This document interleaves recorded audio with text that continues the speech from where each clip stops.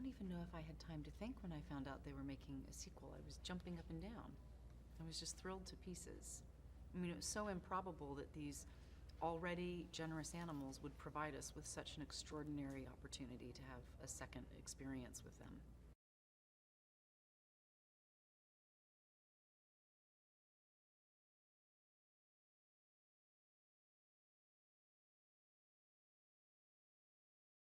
Well, you know, it's the next stage, and change is inevitable. So as you noted, we start with, you know, some sadness in the family and some abandonment, and this kid who's pretty isolated in a garage tinkering with his electronics, to him having this soul connection with an unlikely new family member, a dolphin, to the two families, you know, Dr. Clay and Hazel and their granddaddy, and are becoming one whole family, you know, this extended family of choice. And now we're just into the next stage of things where the kids are growing up and they're finding their voices, and they want to be, you know, they're insisting that they be included in decision-making processes.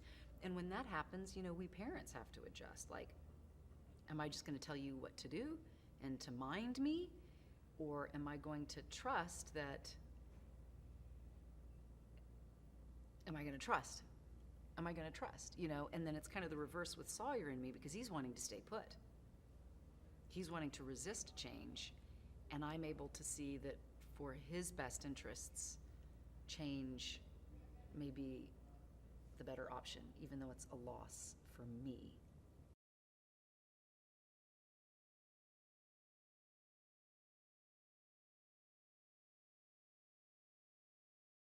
Oh, I'm so glad Charles Martin Smith wrote the character into the second movie. And I like him. I think he's a great writer. I think that he creates beautiful natural drama. There's a lot of subtlety. His dialogue is very simple and quirky and real. I mean, I think that his performance in the movie is probably the best performance of all. And to hear how his words come out of his mouth is like, that's what it's supposed to sound like.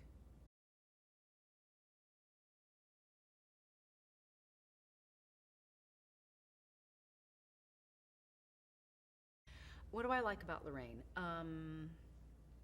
I think that Lorraine has a lot of love. I think that Lorraine is very generous. I think that Lorraine, you know, understands that letting go is a part of doing what's best for our kids. And of course, I love the scene with Hazel and being a safe person. You know, I think that actually that might sum up Lorraine beautifully. It may not resonate with people, but for an adult to be a safe person for kids is perhaps the highest compliment we can be paid.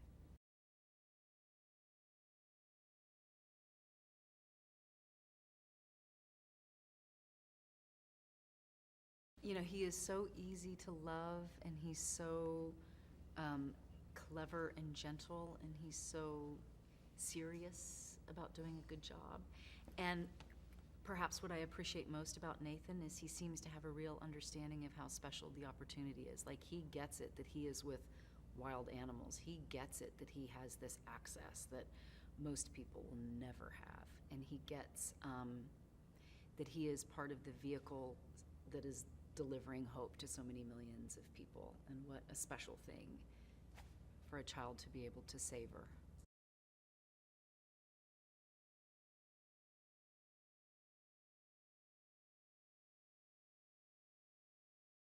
So easy and delightful. You know, it's pretty remarkable creatures who brought us all together. You know, if I would show up for them again if they provide us with a plot.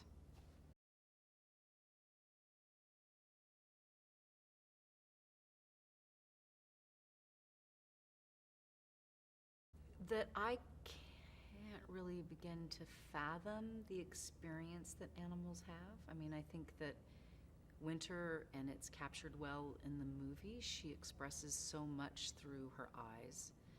And as deeply as I felt that, and as interesting as it was, it also taught me that my limited human understanding can't even begin to understand what's really going on with animals. I don't know if that answer makes any sense at all, so I'll trust, just like, I really got the limit of my own understanding, and that these creatures were made to be in their habitat, in their communities. And just because I have a modern two-legged lifestyle, I don't have the right to contribute to them going extinct and degrading their habitats. And I'm willing to make, changes, even if it means sacrificing some of the ease and comfort of my life to be able to respect their dignity.